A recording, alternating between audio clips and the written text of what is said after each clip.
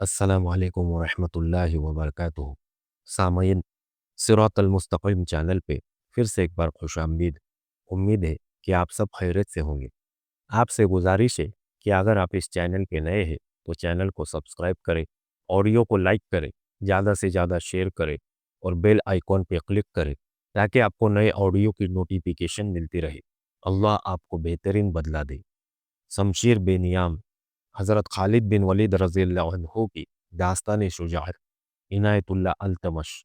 بسم اللہ الرحمن الرحیم۔ اسلام دشمن طاقتیں ختم ہونے میں نہیں آتی تھی۔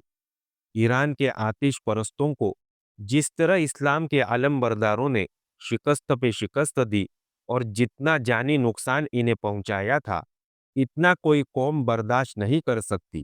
لیکن وہاں صرف آتش پرست نہیں تھے، تمام غیر مسلم جن میں اکثریت عربی عیسائیوں کی بھی تھی، وہ ان کے ساتھ تھے۔ آتش پرستوں نے اب ان قبیلوں کو آگے کرنا شروع کر دیا تھا، جیسے محرام بن بحرام نے عین التمر میں کیا تھا۔ آتش پرستوں کے سالار میدان جنگ سے بھاگ بھاگ کر مدائن میں اکٹھے ہوتے جا رہے تھے۔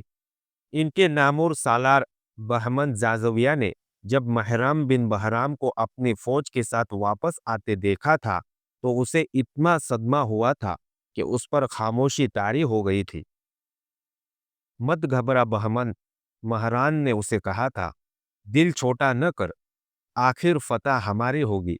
میں شکست کھا کر نہیں آیا، شکست بدوی قبیلوں کو ہوئی ہے اور تو لڑے بغیر واپس آ گیا۔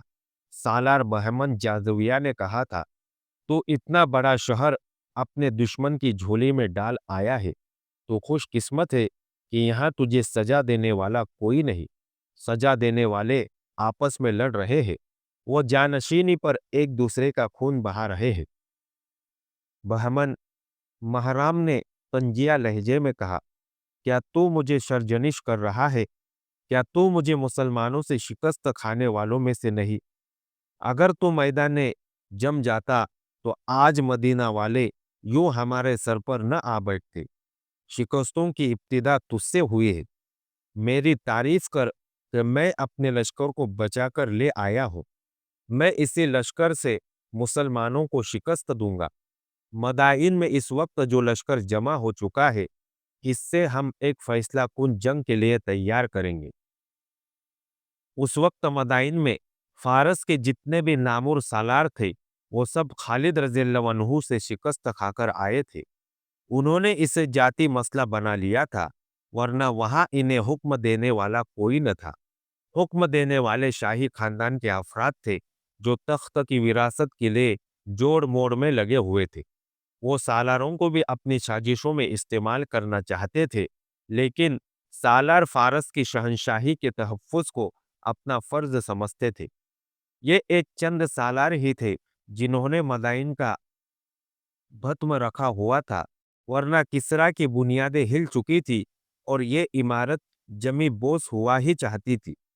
اس وقت خالد رضی اللہ عنہ مدائن سے کم و بیش 400 میل دور دومت الجندل میں تھے۔ آتش پرستوں اور عیسائیوں کو بھی ابھی معلوم نہ تھا۔ وہ سمجھتے تھے کہ خالد عین التمر میں ہے۔ خالد رضی اللہ عنہ کو دراصل ہیرا واپس آنا تھا۔ ایک تو وہ مفتوحہ علاقوں کے انتظام وغیرہ کو بہتر بنانا چاہتے تھے، دوسرے یہ کہ فوج کو کچھ آرام دینا تھا، اور تیسرا کام یہ تھا کہ فوج کو اجسر نو منظم کرنا تھا۔ ایک تو یہ مجاہدین تھے جو میدان جنگ میں دشمن کے آمنے سامنے آ کر لڑتے تھے، دوسرے مجاہد وہ تھے جو دشمن کے مختلف شہروں میں بحروب دھار کر خفیہ سرگرمیوں میں مصروف تھے۔ وہ جاسوس تھے، وہ ہر لمحہ جان کے خطرے میں رہتے تھے۔ وہ دشمن کی نقل و حرکت اور عزائم معلوم کرتے اور پیچھے اطلاع بھجواتے یا خود اطلاع لے کر آتے تھے۔ تاریخ میں ان میں سے کسی کا بھی نام نہیں آیا۔ ان میں بعض پکڑے گئے اور دشمن کے جلادوں کے حوالے ہوئے۔ ان جاسوسوں کی بروقت اطلاعوں پر خالد رضی اللہ عنہ کئی بار دشمن کے اچانک حملے اور شکست سے بچے۔ خالد رضی اللہ عنہ جب दोमतुल जंदल में थे तो मफ्तूहा इलाकों के लिए एक खतरनाक सूरत हाल पैदा हो गई। मदाइन पर किसरा की शिकस्त और जवाल की सियाह काली घटिया छाई हुई थी। लोगों पर खौफ व हिरास तारी था। किसरा की उस तलवार पर जंग लग चुका था जिसका खौफ दूर तक पहुंचा हुआ था, मगर दो चार सालार थे जो इस डूबती कश्ती को तूफान से निकाल ले जाने की कोशिश में मसरूफ थे। इन हालत में एक घुड़सवार मदाइन में दाखिल हुआ और बहमन जाजिविया तक पहुंचा। अब और क्या बुरी खबर रह गई थी जो तू लाया है? बहमन ने पूछा। कहां से आया है तू? क्या मुसलमानों का लश्कर मदाइन की तरफ आ रहा है? नहीं, इस आदमी ने कहा। मुसलमानों का लश्कर चला गया है। चला गया है? बहमन जाज़िया ने तंजिया लहजे में पूछा। तो उन लश्करियों में से मालूम होता है जिन्हों मुसलमानों की दहशत ने पागलपन तक पहुंचा दिया है। क्या तू नहीं जानता तेरे जुर्म की सजा मौत है? ये आदमी घोड़े से उतर चुका था। उसकी इत्तिला पर बहमन जाज़िया बाहर आ गया था। उसने इस आदमी को अंदर ले जाकर इज्जत से बैठाने के काबिल नहीं समझा था।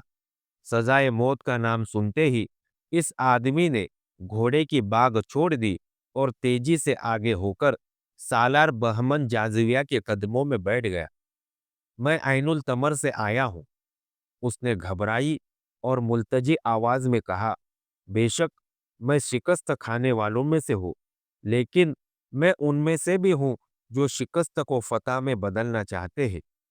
पहले वो बात सुन ले जो मैं बताने आया हूँ, फिर मेरा सर काट देना, लेकिन मेरी बात को टालोगे तो ये न भूलना कि तुम में से किसी का भी सर मुसलमानों के हाथों सलामत नहीं रहेगा। बोल, जल्दी बोल, क्या बात है वो जो तू मुझे इतनी दूर से सुनाने आया है? बहमन जाज़िया की एक बेटी जो जवान थी, एक आदमी को अपने बाप के कदमों में बैठा देखकर करीब आ गई। वो देख रही थी कि जब से उसका बाप शिकस्त खाकर आया है, वो गुस्से से भरा रहता है और सजाए मौत के सिवा कोई बात नहीं करता।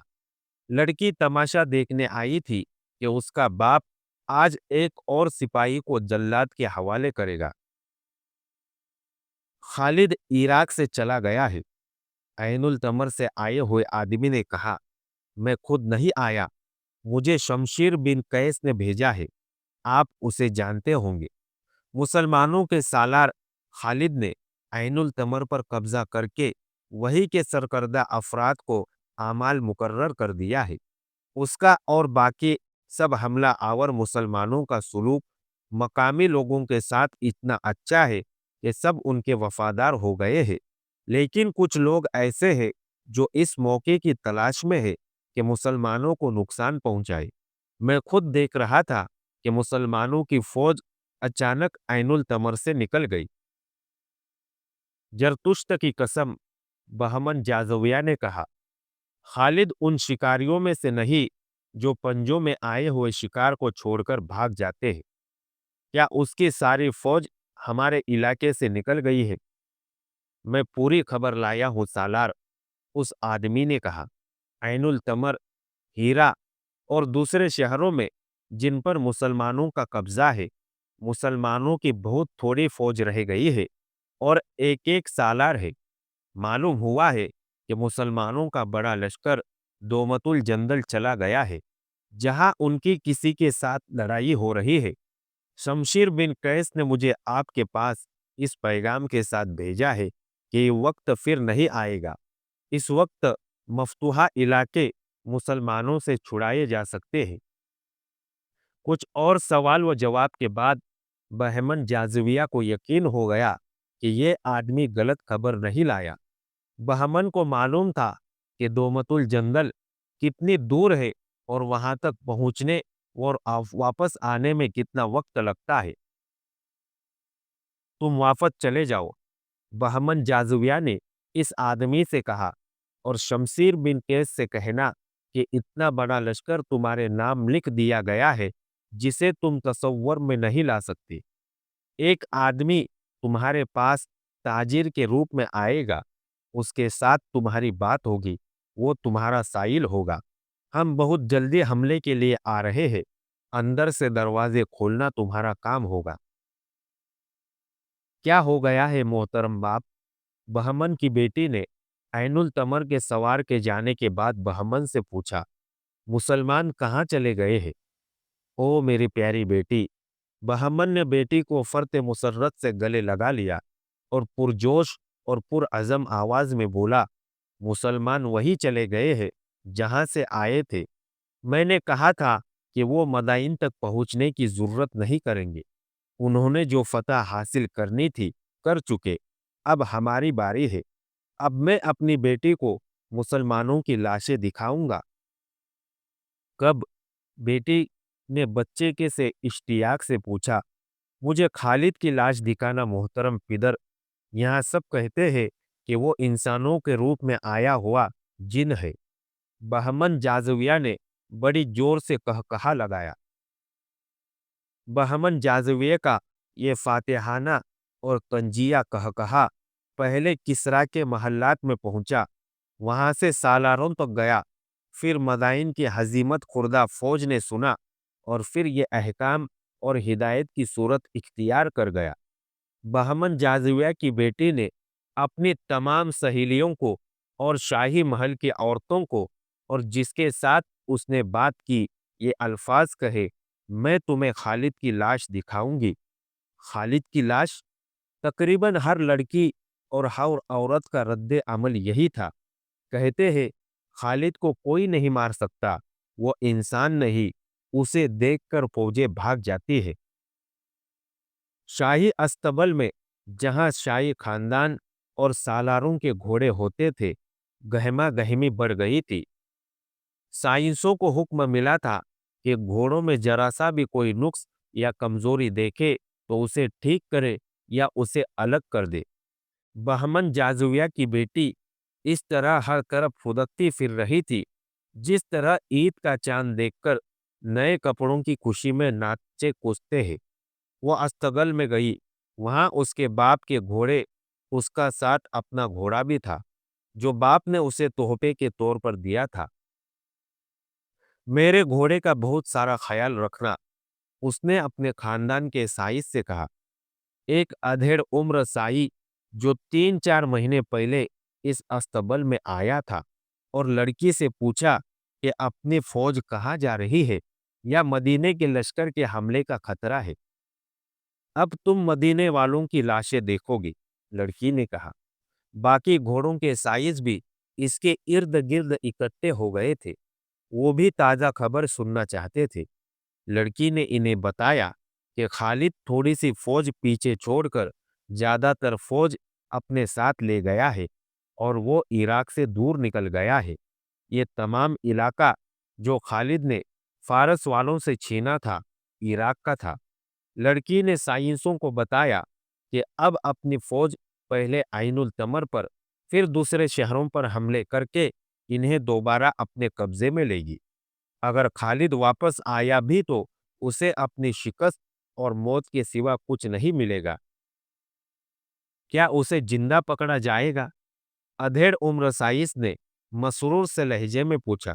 زندہ یا مردہ؟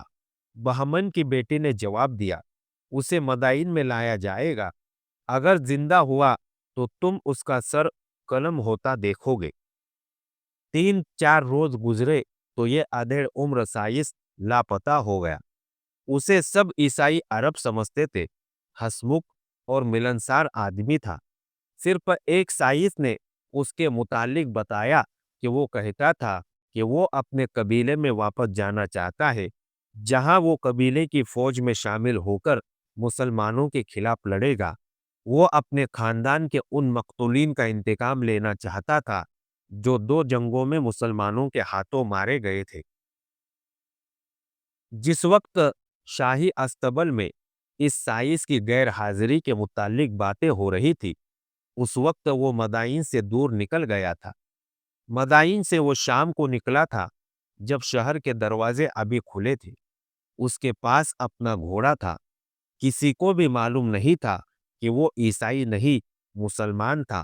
اور وہ اسی علاقے کا رہنے والا تھا جس پر ایران کے آتش پرستوں کا قبضہ رہا تھا۔ وہ مثنہ بن حارثہ کا چھاپا مار جاسوس تھا۔ اس نے مدائن میں جا کر شاہی استبل کی نوکری حاصل کر لی تھی۔ بہمن جازویہ کی بیٹی نے اسے اس نے عراق سے خالد اور ان کے لشکر کی روانگی اور مدائن کے سالاروں کے عزائم کی تفصیل سنی تو وہ اسی شام مدائن سے نکل آیا۔ یہ اطلاع بہت قیمتی تھی۔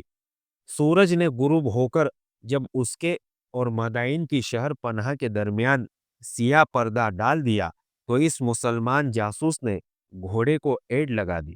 اس کی منزل انبار تھی جہاں تک وہ اڑ کر پہنچنے کی کوشش میں تھا۔ جہاں گھوڑا تھکتا محسوس ہوتا وہ اس کی رفتار کم کر دیتا۔ صرف ایک جگہ اس نے گھوڑے کو پانی پلایا۔ اگلے روز کا سورج افق سے اٹھ آیا تھا جب وہ انبار میں داخل ہوا، اور کچھ دیر بعد وہ سالار جبرکان بن بدر کے پاس بیٹھا ہوا تھا۔ وہ ہاپ رہا تھا۔ اس نے ہاپتے ہوئے سنایا کہ مدائن میں کیا ہو رہا ہے۔ میں اسی روز آ جاتا جس روز مجھے بہمن جازویہ کی بیٹی سے یہ خبر ملی تھی، اس نے سالار جبرکان سے کہا، لیکن میں وہاں 3 دن یہ دیکھنے کے لیے رکا کہ دشمن کیا تیاریاں کر رہا ہے اور سب سے پہلے کہاں حملہ کرے گا۔ اس جاسوس نے، جسے تاریخ نے ایک جاسوس لکھا ہے، مدینے کی فوج کے سالار جبرکان بن بدر کو جو تفصیلی رپورٹ دی وہ تاریخ کا حصہ ہے اور تقریباً ہر مورخ نے بیان کیا ہے۔ خالد جب عین التمر سے سالار ایاز بن غنم کی مدد کے لیے دومت الجندل کو روانہ ہوئے تو عین التمر سے ایک عیسائی عرب نے مدائن اطلاع بھیج دی کہ خالد عراق سے چلے گئے ہیں۔ ان کی منزل دومت الجندل بتائی گئی۔ اس سے مدائن کے تجربے کار سالار بہمن جازویہ نے یہ رائے قائم کی کہ مسلمان تخت و تاج اور لوٹ مار کرنے آئے تھے اور اپنے کچھ دستے برائے نام قبضہ برقرار رکھنے کے لیے پیچھے چھوڑ کر چلے گئے ہیں، اور یہ دستے ذرا سے دباؤ سے بھاگ اٹھیں گے۔ اس زمانے میں اکثر یوں ہوتا تھا کہ کوئی بادشاہ بہت بڑی فوج تیار کر کے طوفان کی مانند ایک کے بعد دیگرے کئی ملکوں پر چڑھائی کرتا اور قتل عام اور لوٹ مار کرتا، اپنے پیچھے کھنڈر اور لاشوں کے انبار چھوڑ جاتا تھا۔ وہ کسی بھی ملک پر مستقل طور پر قبضہ نہیں کرتا تھا۔ مدائن کے محل میں خالد رضی اللہ عنہ کے کوچ کے متعلق یہی رائے قائم کی گئی، لیکن خالد رضی اللہ عنہ نے عراق میں فارس کے جو مقبوضہ شہر اور بڑے قلعے فتح کیے تھے وہاں وہ ایک ایک سالار اور کچھ دستے چھوڑ گئے تھے۔ یہ صورتحال کسریٰ کے سالاروں کو کچھ پریشان کر رہی تھی۔ فوج کو مدائن سے نکالو اور حملے پہ حملہ کرو۔ کسریٰ کے دربار سے حکم جاری ہوا۔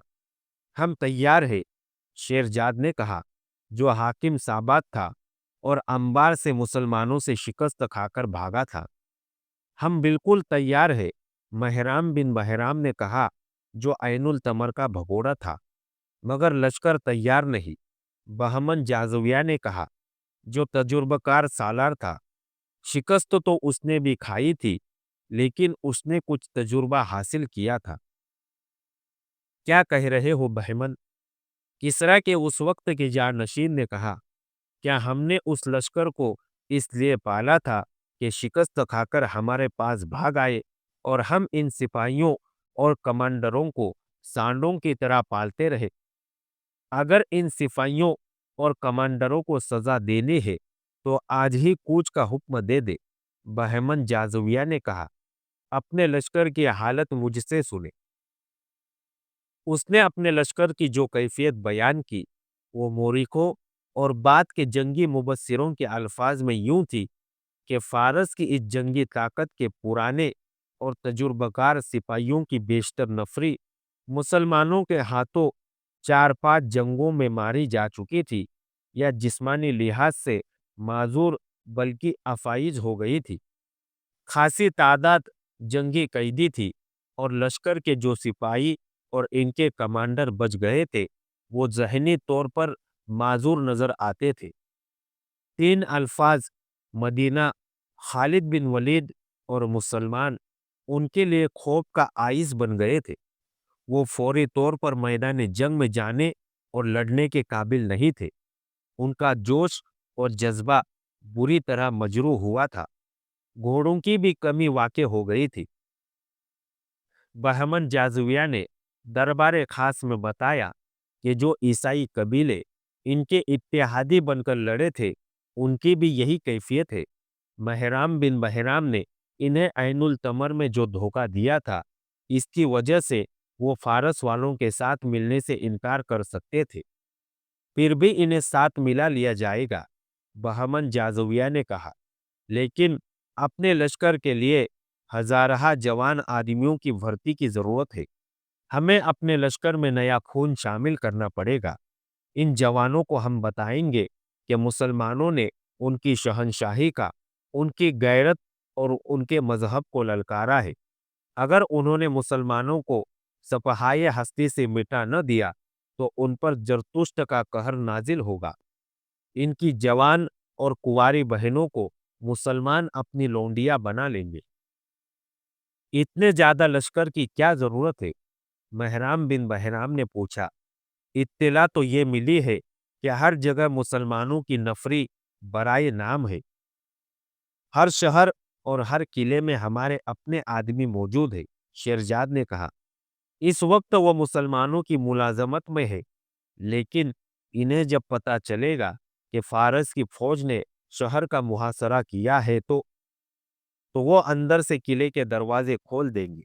بہمن جازویہ نے شیرزاد کی بات پوری کرتے ہوئے کہا، تم جھوٹی امیدوں کے سہارے لڑائی لڑنا چاہتے ہو۔ مجھے اطلاع ملتی رہتی ہے مسلمان اپنے مفتوحہ اور محکوم لوگوں کے ساتھ اتنا اچھا سلوک کرتے ہیں کہ ان کے ساتھ کوئی آدمی بے وفائی نہیں کرتا۔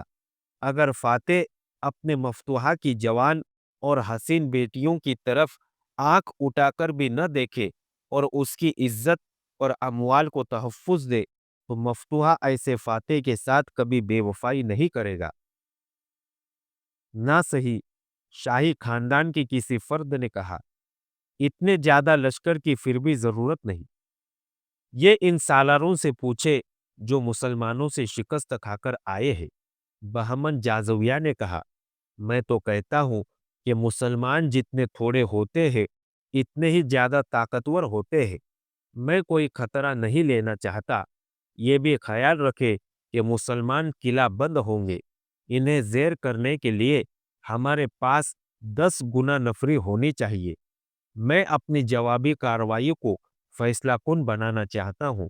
یہ خیال بھی رکھو کہ ہم ایک دن میں مقبوضہ شہر مسلمانوں سے واپس نہیں لے سکتے۔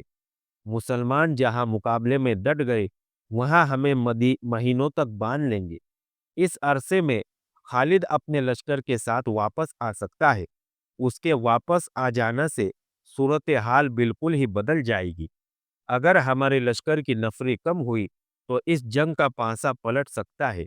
ہم لشکر تیار کر کے اسے کئی حصوں میں تقسیم کریں گے اور ایک ہی وقت ہر جگہ حملہ کریں گے۔ کیا خالد کے خاتمے کا کوئی انتظام نہیں ہو سکتا؟ کسریٰ کے جانشین نے پوچھا۔ یہ انتظام بھی میرے پیش نظر ہے، بہمن جازویہ نے کہا۔ دیکھ بھال کے لیے میں تیز رفتار گھڑ سوار ہر طرف پھیلا دوں گا۔ خالد جدھر سے بھی آئے گا مجھے اطلاع مل جائے گی، میں اسے عراق سے دور روک لوں گا۔ آج کے لیے اتنا ہی کافی ہے۔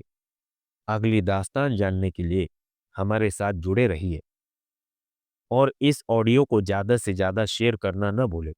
دعاؤں کی گزارش۔ السلام علیکم ورحمۃ اللہ وبرکاتہ۔